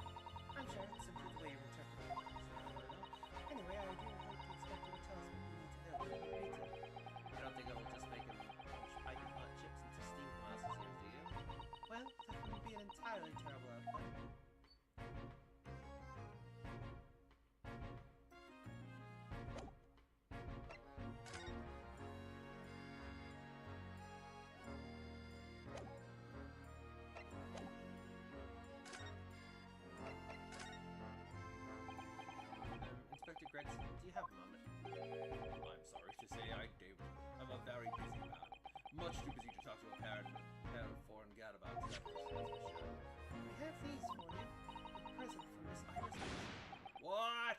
For me? From her ladyship? Her ladyship? Give that here at once, come on, hand it over, that's for me. Ah, don't wait for me to give it to you, will you? What was that coin exactly? It's a silver crown, obviously, but it's a lot more than that. It's an appearance fee, that's what it is. Appearance fee? Oh, I see. You mean... That's right. For the adventures of Herlock Sholmes. The ladyship always offers me a little financial reward for featuring me. Every time. Yes, of course. I know all about your exploits after I read them avidly. Of course, her using my name that I say so does make me the butt of blood of a dozen gems, but still. I am sorry, Inspector, that must be difficult. Never you mind that. So, what do you want to know, eh? Sorry? Tell the gentleman in black whatever he wants to know. I trust that won't be a problem, it seems. Well, obviously it's not a problem. Go on, fiber away. What do you want to know? Well, if you wouldn't mind, Inspector, we'd very much like to know the address of Mr. Natsume's lodgings. Ah, the little knife-wielding, mustached Japanese fellow. He lives in a right old hovel. It's just over there, look. On the first floor of that house at the corner where that wreck of a bicycle's propped up. That is nearby indeed. If I remember rightly, the landlord is Mr. John Gerda. Right, well, if you see her, make sure you give her ladyship my regards, you hear? I mean it. You tell her that Gregson sends his very best wishes. Don't worry, Inspector. Goodbye for now, then. And long live her ladyship. Well, at least he told us what we wanted to know before he left. Yes. So then, shall we go and see what we can find in Mr. Natsume's lodgings? Definitely.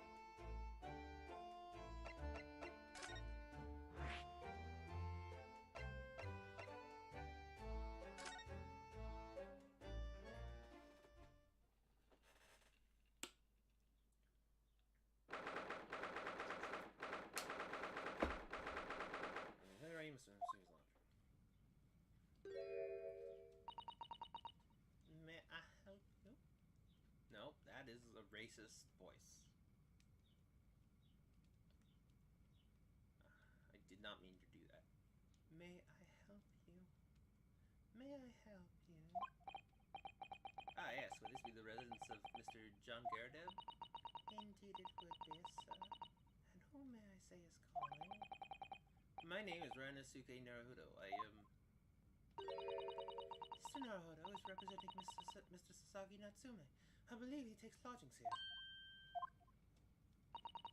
We would very much like to ask him some questions about our client. One moment, please. I shall convey the message to Mr. Garradeb. Did you see that, Mr. Susato? That was a real-life English maid. I know. As I understand it, anyone of standing in English society employed a number of household staff. That was the first time I've ever seen one in the flesh. And this day keeps getting better. Actually, you did see one before. You saw one on the jury. It certainly feels like we've really arrived now, doesn't it? We need only to meet a butler. We need only to meet a butler and the experience will be complete. Well, I'm not sure if I'd go that far, but I understand the sentiment. Thank you for waiting. Mr. Garradeb will see you now. This way. Thank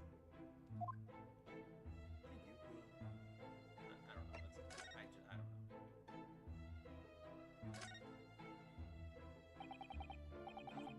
don't know. I don't know. Good day to you. John Garradeb at your service. Yeah, that's more like it. Good day to you. John Garradeb at your service. Pleased to meet you, sir. This is Ranosuke Naruhodo. He's a defense lawyer. Do excuse me not getting up. Took a shot to the knee a few years back in the Battle of Mewan, don't you know? And the metal for my pains, but had to withdraw from service. Handed over the reins to the up-and-comings. So he's a retired job getting up and down stairs now, I can tell you. And don't get out of much, as you can imagine. Yes, it's quite a climb up to the second floor. That's handy on top of the stairs. He really must take more exercise. Take more exercise, Mr. Naruto. Ugh, do you think so? Well, Mr. Garrett, no doubt you were very courageous to earn yourself a medal. It was nothing. The medal's just foolery, really. I wouldn't like to offend the general, so I grudgingly displayed it on the wall. Why don't you fetch it down, Jim? Let these good people see it properly. Down! Fetch the... Ah! Dash it all, women, be careful! Oh, dearie me, I do beg your pardon, sir. Yeah, that's a better voice for it. Oh, dearie me, I do beg your pardon, sir. Yonja, you jolly nearly took the skin off my hands. I shall be more careful, sir. I shall be more careful, sir. I don't even know. I don't know. I really, like last time when we got introduced to a ton of new characters, I'm gonna have to go through the VOD and really, like, watch it and try to, you know, take voices and record them so that next time I'll have a strong ability to actually just do them or listen to them and do them if I, you know. So anyway, there you have it. Living the quiet life now. Yes, I see. Now then, you wanted to know about the chap lodging downstairs, isn't it right? Yes, we would be very grateful if you could answer some questions for us. Only too pleased, actually. Especially if it helps to keep the peace here in Blighty. We're forged an alliance with the Empire of Japan recently, as I'm sure you're aware. So this case is very much in the public eye, as it were. Oh, is it? They even had some famous detective poking around here. In this old house, would you believe? In this old house, would you believe? Yes, Mr. Herlock Sholmes. Could have been. Didn't catch the chap's name. Not really my cup of tea, though. Detective business. Oh, but you have a copy of Rent's magazine here.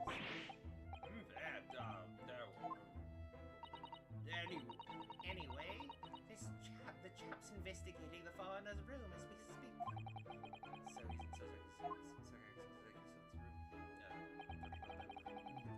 It's a bally nuisance, is what it is. The whole neighborhood's twitching its cutter now. I don't like all this fuss. It's drawing unsettling. Allow this not seem like that, Mr. Garrett. Please do tell us. Ah, yes, Japanese chap. Only been lodging here for about a week. Oh, just 1 week. So we moved in very recently then. I have 2 lodgers most of the time. One on the ground floor and one just below us.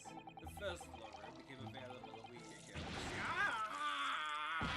Dash it all, Jude, do be careful. Oh my goodness, I'm terribly sorry, sir. Oh my goodness, I'm terribly sorry, sir.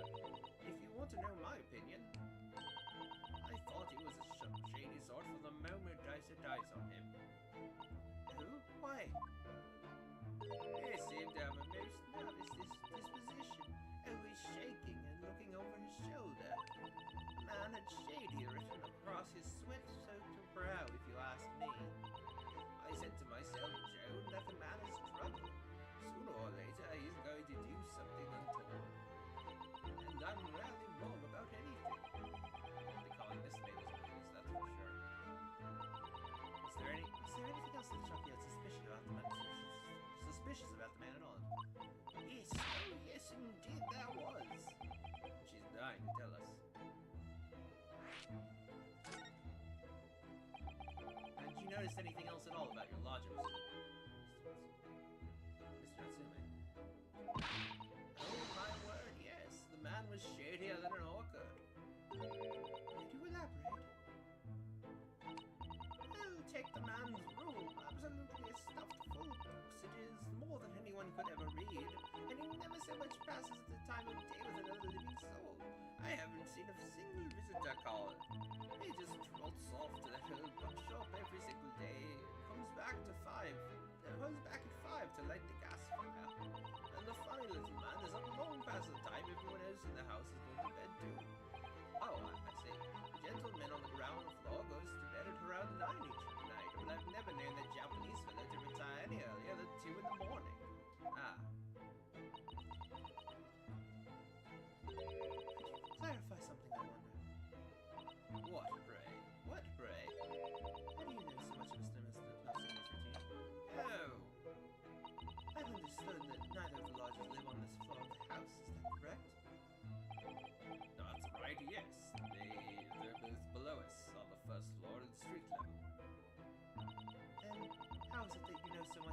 lives of her lodgers. The precise times that they come back in the evening, for example. Even the times they go to bed.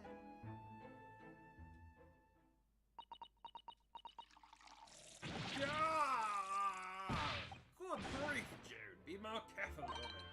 Oh my goodness! I'm terribly sorry, sir. Something doesn't add up here.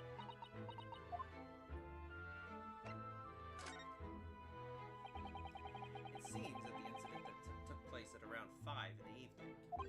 Did you happen to look out the window at around that time? The window? Yes, we noticed that the window over there looks out over Briar Road. The incident took place on the pavement just on the far side of the street. Was there anyone suspicious loitering nearby? 5 o'clock is dinner time in the Garrity household. Though I'm afraid I don't remember seeing anything. How about you, Joan? No, sir. It would have been dusk outside already at that hour. And with the fog as well, I should think it would have been quite impossible to see the other side of the road. Oh, I see. Did you notice anything else out of the ordinary?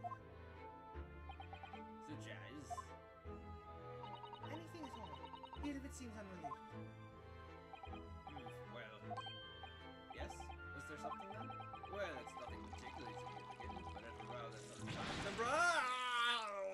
For the love of God, June, watch what you're doing! Oh, Debbie, what have I done? I'm awfully sorry, sir. Do me more careful, woman. Of course, sir. If I may, Mr. Narrowhollow. Oh, yes. I have an exceedingly good memory, and as far as I remember, nothing of any significance took place here at that hour. Nothing at all. Oh, really? Mr. Garrett? The way you were talking before, it sounded rather like there might have been. Oh, well, as I was saying, it was just a trifling matter, really. Poor Joe Dashital, what is the matter with you, woman? Begging your pardon, sir. Nothing happened. Yes, what? Nothing happened. We sat down to a quiet, uneventful meal, Joe. That's right, Mr. Garrett. What is the matter with these two? It sounds like something happened here in this room on the evening of the incident. But what? Gosh, I know.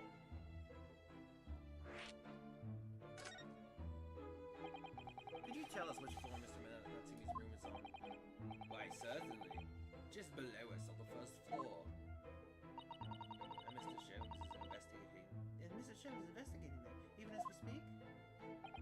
Yes.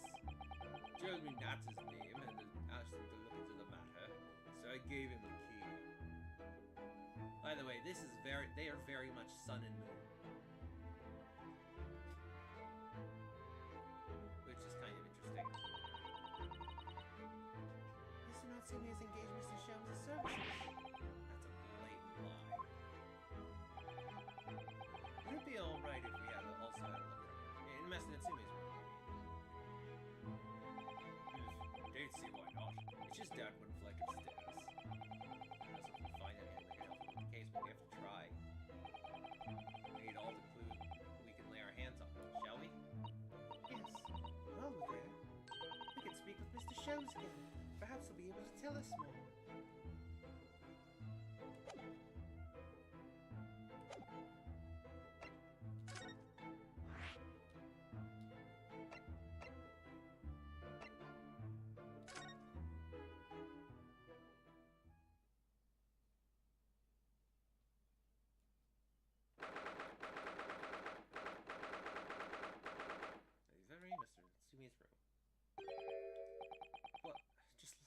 place.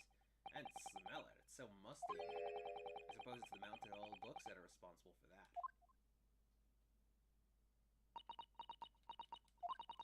I don't think I've ever seen so many books in all my life. No, me neither. It's so dark in... It's so dark in here, too. Is that the window over there? Well, it was the window, I think, yes. Once upon a time. But for some reason, it's been closed up with bricks and mortar. So, this is where Mr. Natsumi lives. By the way, I haven't spotted Mr. Sholmes anywhere, have you? No, that's true, but according to what Mr. Garrett told us, the great detective should be around here somewhere investigating.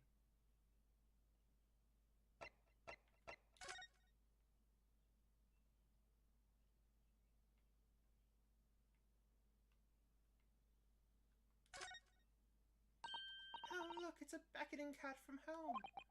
It's a bit big and bulgy, isn't it? Surely Mr. Natsume didn't bring that Maneki Neko all the way from Japan with him. I hardly think you're in a position to comment, Mr. Naruto. Are you forgetting the enormous Daruma doll that you brought in your luggage? Well, it can be dangerous traveling abroad. I wanted a lucky charm. Well, I imagine Mr. Natsume wanted the same. And this cat is sure as to beckon good luck to him. It's not doing a very good job so far, is it? You mustn't say such things. I did say a word! Why are my eyes such a giveaway? Yeah, Susato seems to be able to actually, like, read his mind, which is kind of interesting.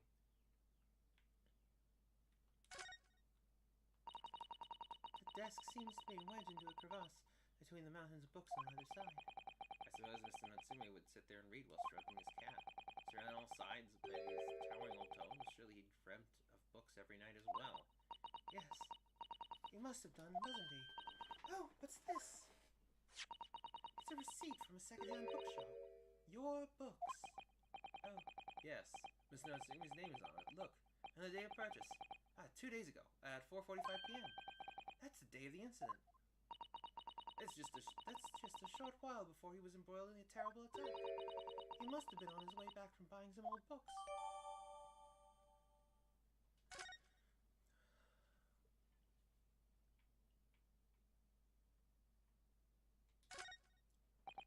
Look at all these balls of paper on the floor.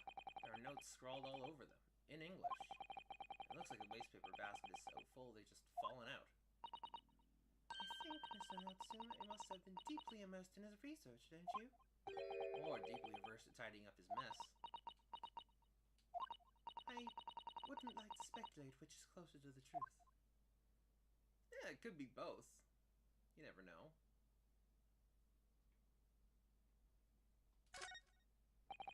Look at all those books stacked up there. They almost reach the ceiling. All works of English literature. And they all smell so musty. With a volume of books to hand, you'd never be short of reading material, would you? No, what a dreamy idea. A bad dream, maybe. For me, at least. Mind you, I don't imagine the book that's at the bottom of the pile will ever be read again. So reading it is an experience that comes with once in a lifetime, just as the tea ceremony teaches us. I certainly didn't expect the conversation to turn down the path of tea ceremony philosophy.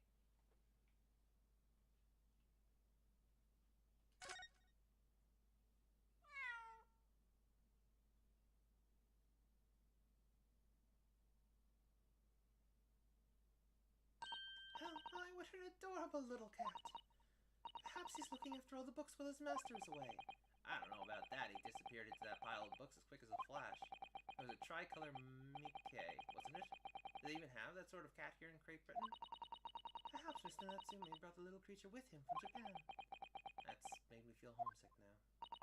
Already? I've only been here in the country for 2 days.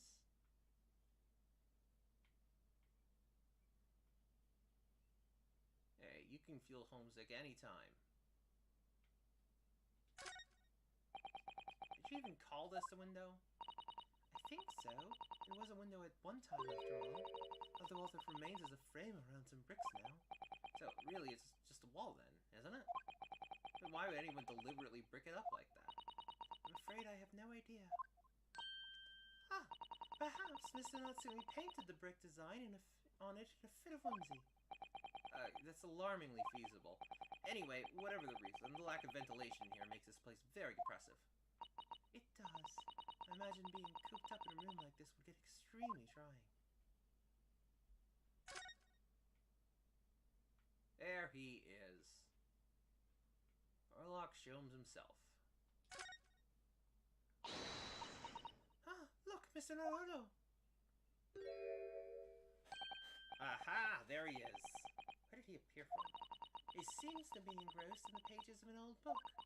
I hope you won't mind if we disturb him. Hello, Mr. Sholmes? too. Good day. Now, let me see. Where was it that we met? Oh, Mr. Sholmes, we were together on the SS Burya. Yes, of course, the Burya. And let me see. What happened on that voyage? It was Casimos. He died, tragically. You were a great help to us. Ah, yes, but of course. The case of Mr. Asabi. It was the one with the snake, wasn't it? Oh. Well, you seem to remember something of it, at least. What an honor to remember it vaguely by the great Harlock Sholmes. This is Mr. Oh, no, my... Oh, no, my dear madam. Hold your tongue. I pride myself on my superior powers of recollection. Your names are safely recorded in my brain. Miss Naruhodo. And Mr. Susato. Try the other way around, Mr. Sholmes. I lose the first round.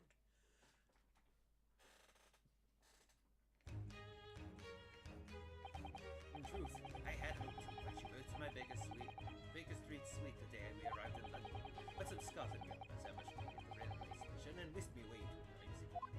It was an entirely trivial case, of course. I saw the matter in no more than 30 minutes. So they apprehended Soseki San in that short amount of time. I'm afraid, the pursuance of new cases dulled my recollection of my past appointments. A little. It is a mistake to think that one's brain outbreak has elastic walls and its extent to the extent. I do my best to forget useless facts, thus they should elbow at useful ones. Yes, those are my own words of inimitable wisdom, from an adventure entitled A Study in Scotland.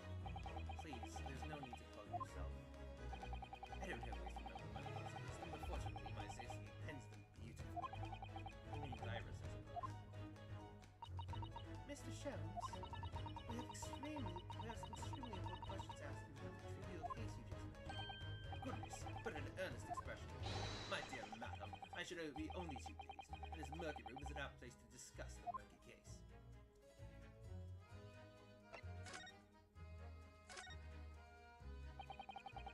We know this to be the lodgings of a Japanese foreign student by the name of Soseki Natsume. It seems that you assisted in his arrest, Mr. Sholmes, for the stabbing of a young woman outside here on Briar Road. Natsume. Natsume. Yes, I believe it's a name rather London. But Mr. Natsume denies it. Was it really justifiable to arrest him on so little? I'm sorry, Mr. Sholmes, but I have not the slightest idea what you mean. What?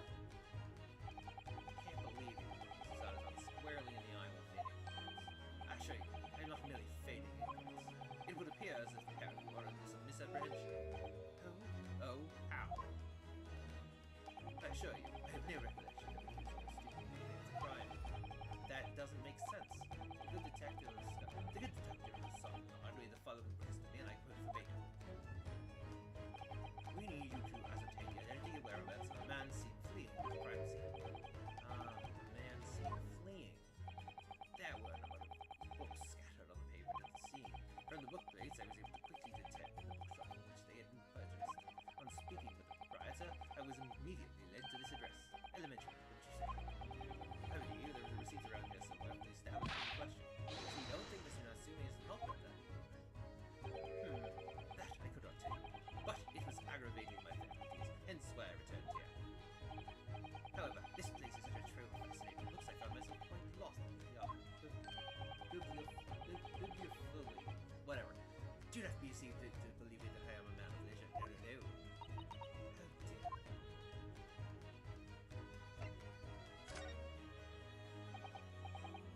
Tell me, have you encountered the landlord of this place? Yes, Mr. Garrideb, a retired military man. It was the first time I've ever met a soldier from the Great British Institution that had been in services. It was the first time I've ever met a maid from the Great British Institution that is service. I didn't think it was that funny. I do apologize. As you may well be aware, many households in London employ a maid. Yes, I read so as much in my Great Britain primer. And so, conversely, whether or not the household employs a maid has come to token the social standing of those dwelling therein. The token their social standing? Sorry? What? Put simply, my dear fellow, those who employ at least a single maid are considered middle class. Those who do not are beneath that. In the upper echelons of society, of course,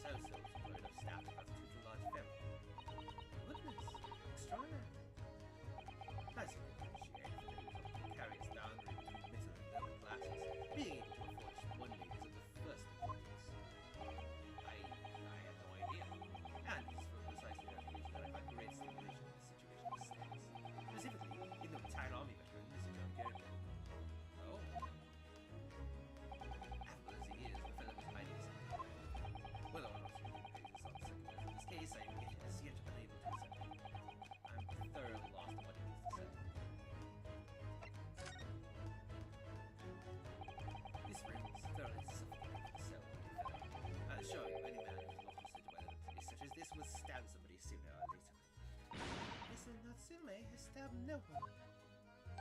Ah, but sooner or later, as I said. I don't believe that's the issue. About this dark little room, Mr. Jones. Why is there no longer a window? Do you have any idea? No window. Well, I mean, I can clearly see that there is a window of sorts. But it's been completely blocked with bricks. Ah, I see. The answer to that question is quite simple. Window tax. Window tax? What is that? Surely not a tax on windows? Precisely. Oh my goodness.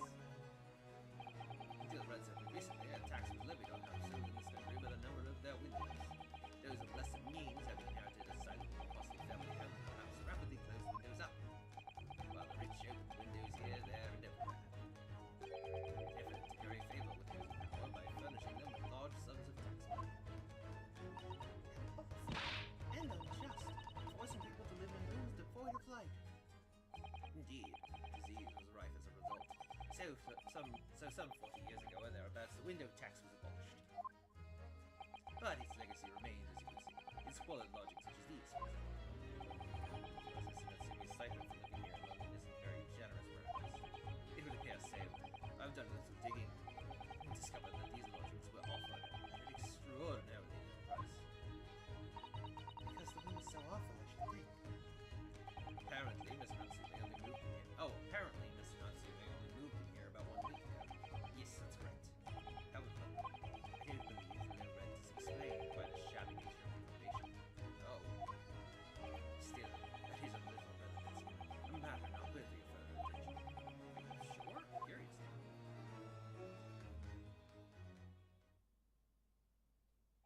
Well, I believe I've told you all I can now. Thank you, Mr. Sholmes. Ah, yes, Mr. Naruto.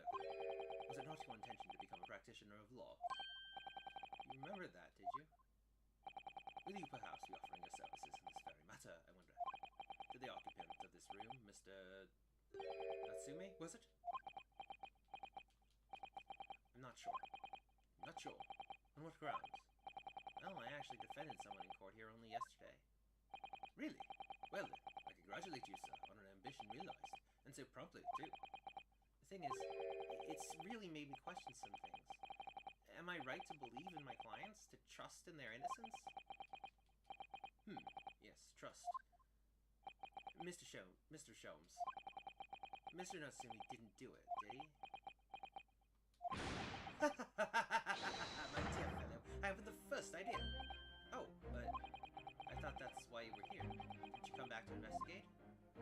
Ah, yes, that was indeed my mission.